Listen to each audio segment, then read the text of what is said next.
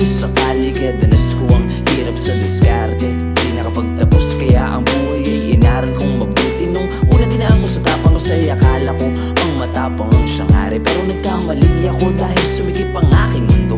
At para bang ako'y nakaapak sa mga busog na beldo. Ang buhay ko'y gulong-gulo na mas lalo ko pang ginugulo. At pakiramdam ko dito na ako magpapako, kasi nakahawak na ako sa dulo ng kutsilyo. Naswerte kong manalo at malas kong matalo, kasi matira matibay ang buhay na aking nilalakbay. Kasi ako'y peke sa peke at tunay sa tunay. Pero sa pinasok ko marami na ang nadadamay, dahil sa samahan na aking pinatibay. Dahil sila sa oras na kailangan handang magbuwis ng buhay. Ito ba ang aking dadana, ang mabuhay na isang kaigatuka?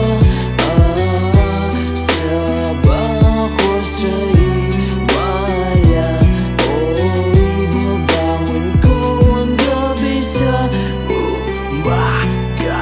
Lumipos ang taon, buwan, araw at ang mga oras na nasayang, pero ako'y nanatili sa pader na nakaharang. At nakasanti sa sarili kong tapang at lagi bantay sarado ang pagkakabang, dahil baka may nagbabadyang panganib na laging nakaabong sa akin. Kasi pakiramdam ko ang galos ay di na kayang pahilumin, at ako'y laging lunod sa inumin. Kaya mabilis magdilim ang aking paningin sa tuwing masamang tumitingin, hanggang sa dumating ang araw na nakilala ko ang Panginoong Jesucristo. Kaya ang madilim kong mundo ay bigla na lang nagbago. Inamin ko sa Diyos na mali ang landas na aking tinutungo, kaya binukas ko ang aking pandinig at ako'y nakinig sa iyong mga turo. At nilabanan ko ang sarili kong demonyo at hindi ako susuko, hanggang sa dumating ang araw na madaig ko ang dyablo at ako'y manaig.